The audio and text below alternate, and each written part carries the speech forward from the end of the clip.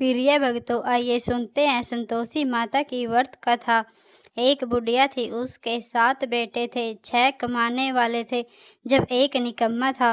बूढ़ी 6 बेटों की रसोई बनाती, भोजन कराती और उससे जो कुछ जूठन बचती वह 7वें को दे देती। एक दिन वह पत्नी से बोला, देखो मेरी माँ को मुझ पर कितना प्रेम है। वह बोली, क्यों नहीं, सबका जूठा जो तुझको खिलाती है। वह बोला, ऐसा नहीं हो सकता, मैं जब तक आंखों से ना देख लूँगा तो नहीं मान सकता। बहू हंसकर बोली, देख लोगे तब तो मानोगे। कुछ दिन बाद त्योहार आया। घर में 7 प्रकार के भोजन और चूरमे के लड्डू बने। वह जांचने को सिर दुखने का बहाना कर पतला वस्त्र सिर पर ओढ़ और सोई घर में सो गया। वह कपड़े में से सब देखता रहा। 6 भाई भोजन करने आए। उसने देखा, माँ ने उनके लिए सुंदर आसन बिछाया, नाना प्रकार की रसोई परोसी और आग्रह करके उन्हें जमाया। वह देखता रहा। 6 भोजन करके उठे तब माँ ने उनकी जूठी थाली में से लड्डुओं के टुकड़े उठाकर एक लड्डू बनाया। जूठन साफ कर बुढ़िया माँ ने उसे पुकारा, बेटा 6 भाई भोजन कर गए, अब तुम ही बाकी है, उठ तुम भी खाना खा ले। वह कहने लगा, माँ मुझे भोजन नहीं करना, मैं अब परदेश जा रहा हूँ। माँ ने कहा, कल जाता हो तो आज ही चला जा। वह बोला, हाँ आज ही जा रहा हूँ। यह कहकर वह घर से निकल गया। चलते समय पत्नी की याद आ गई। वह गौशाला में कंडे उपले पाथ रही थी। वहां जाकर बोला, हमें जावा परदेश आवांगे कुछ काल, तुम रहियो संतोषी से धर्म अपनो पाल। वह बोली, जाओ पिया आनंद से हमारी सोच हटाए, राम भरोसा हम रहे, ईश्वर तुम्हें सहाय। 2 निशानी अपना देख धरू मैं धीर, सुधी मती हमारी बसियो, रखियो मन में गंभीर। वह बोला, मेरे पास तो कुछ नहीं, यह अंगूठी है सो ले और अपनी कुछ निशानी मुझे दे। वह बोली, मेरे पास क्या है, यह गोबर भरा आठ है। यह कहकर उसकी पीठ पर गोबर के आठ की थाप मार दी। वह चल दिया। चलते चलते दूर देश पहुंचा। वहां एक साहूकार की दुकान थी। वहां जाकर कहने लगा, भाई मुझे नौकरी पर रख लो। साहूकार को जरूरत थी, बोला, रह जा। लड़के ने पूछा, तनख्वाह क्या दोगे? साहूकार ने कहा, काम देख कर दाम मिलेंगे। साहूकार की नौकरी मिली। वह सुबह 7 बजे से 10 बजे तक नौकरी बजाने लगा।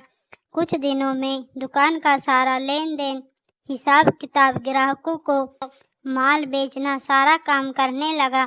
साहूकार के 7-8 नौकर थे, वे सब चक्कर खाने लगे। यह तो बहुत होशियार बन गया।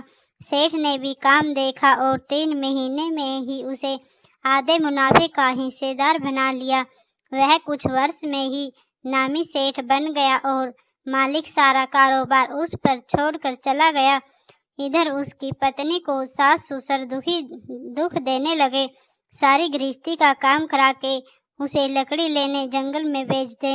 इस बीच घर के आटे से जो भूसी निकलती उसकी रोटी बनाकर रख दी जाती और फूटे नारियल की नरेली में पानी। एक दिन वह लकड़ी लेने जा रही थी।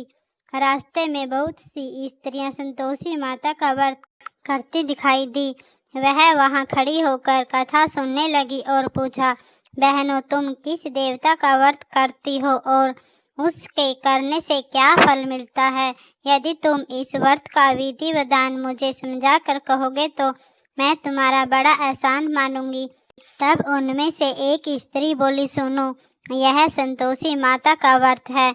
इसके करने से निडरता दरिद्रता का नाश होता है और जो कुछ मन में मनोकामना हो सब संतोषी माता की कृपा से पूरी होती है।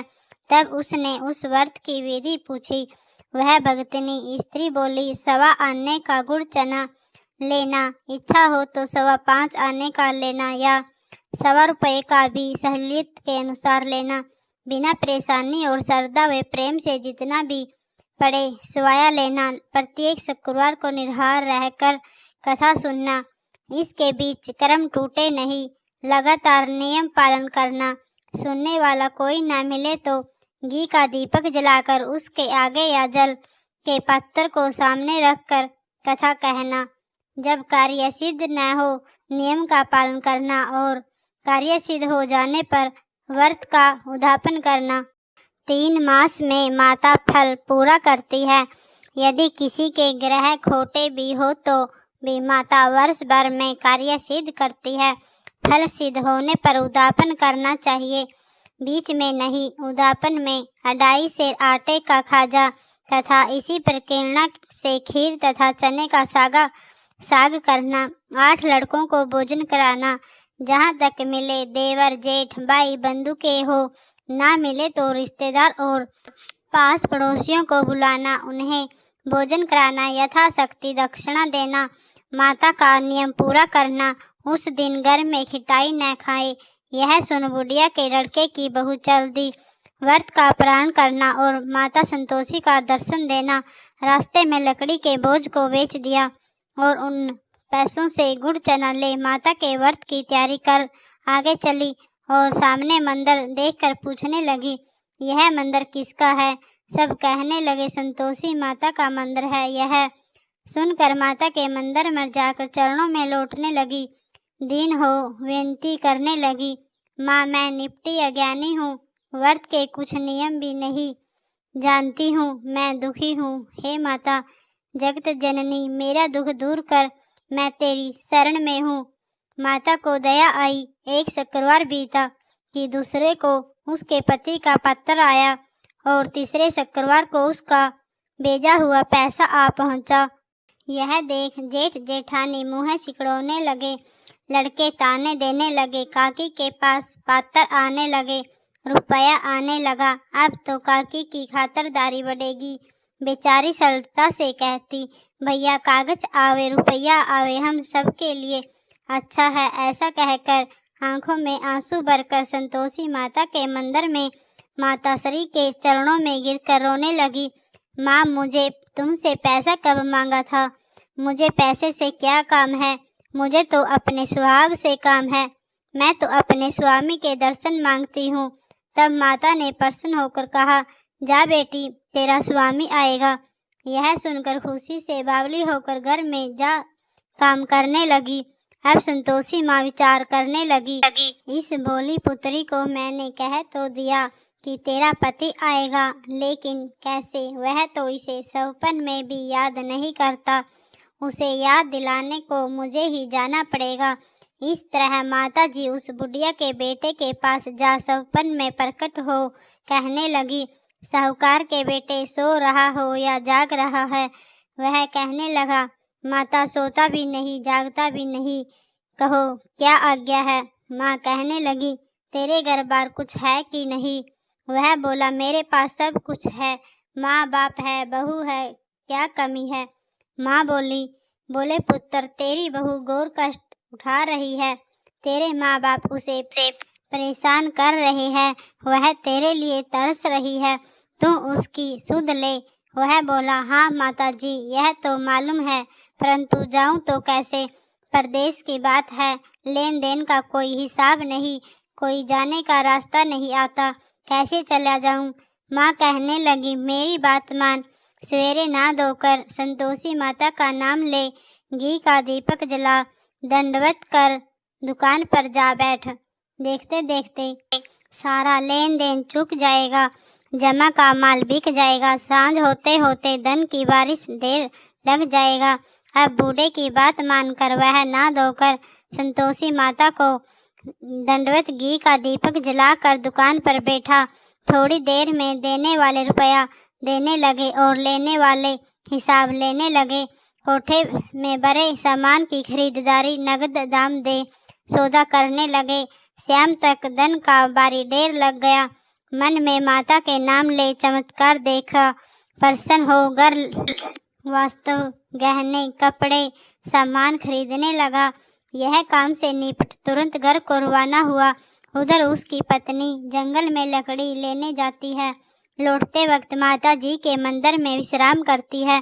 वह तो उसके प्रतिदिन रुकने का जो स्थान ठहरा, धूल उड़ती देखा। वह माता से पूछती है, हे माता यह धूल कैसी उड़ रही है? माता कहती है, हे पुत्री तेरा पति आ रहा है, अब तू ऐसा कर लकड़ियों के 3 बोझ बना ले एक नदी के किनारे रख और दूसरा मंदिर पर हुए, तीसरा अपने सिर पर। तेरे पति को लकड़ियों के गट्ठे देख मोह पैदा होगा, वह रुकेगा, नाश्ता पानी खाकर माँ से मिलने जाएगा। तब तू लकड़ियों का बोझ उठाकर जाना और चौक में गड्ढा डालकर जोर से आवाज लगाना, लो सासू जी, लकड़ियों का गट्ठा लो, भूसी की रोटी दो, नारियल के खोपड़े में पानी दो, आज मेहमान कौन आया है। माताजी से बहुत अच्छा कहकर वह प्रसन्न मन से लकड़ियों के 3 गट्ठे बनाए, एक नदी के किनारे और एक माताजी के मंदिर पर रखा। इतने में मुसाफिर आ पहुंचा। सूखी लकड़ी देख उसकी इच्छा उत्पन्न हुई कि हम यहीं पर विश्राम करें और भोजन बनाकर खा पीकर गाँव जाएं। इसी तरह रुक कर भोजन बनाया, विश्राम करके गांव को गया, सबसे प्रेम से मिला। उसी समय सिर पर लकड़ी का गट्ठा लिए वह उतावली सी आती है, लकड़ियों का भारी बोझ आंगन में डालकर जोर से 3 आवाज देती है, लो सासू जी, लकड़ियों का गट्ठा लो, भूसी की रोटी दो, आज कौन मेहमान आया है। यह सुनकर उसकी सास बोली, आकर अपने दिए हुए कष्टों को भुलाना हेतु कहती है, बहू ऐसा क्यों कहती है, तेरा मालिक ही तो आया है, आ बैठ, मीठा बात खा, भोजन कर, कपड़े गहने पहन। उसकी आवाज़ सुन उसका पति बाहर आता है, अंगूठी देख व्याकुल हो जाता है। माँ से पूछता है, माँ यह कौन है। माँ बोली, बेटा यह तेरी बहू है, जब से तू गया है तब से सारे गांव में भटकती फिरती है, घर का काम काज कुछ करती नहीं, 4 पहर आकर खा जाती है। वह बोला, माँ ठीक है, मैंने इसे भी देखा और तुम्हें भी देखा, अब दूसरी घर की ताली दो, उसमें रहूँगा। माँ बोली, ठीक है, जैसी तेरी मर्जी।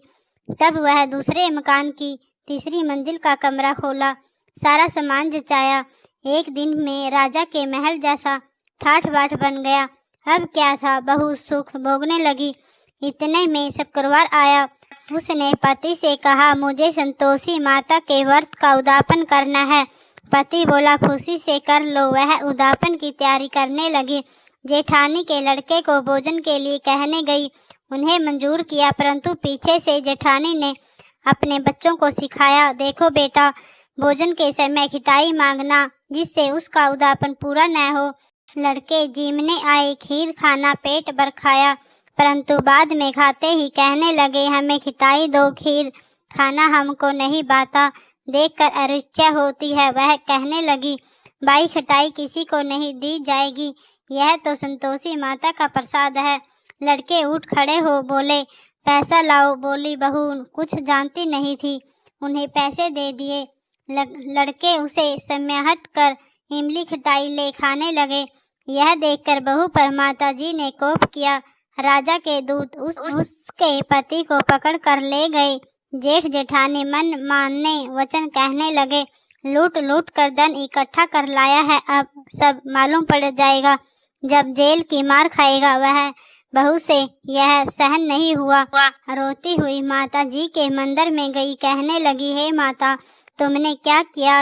हंसाकर अब भक्तों को रुलाने लगी।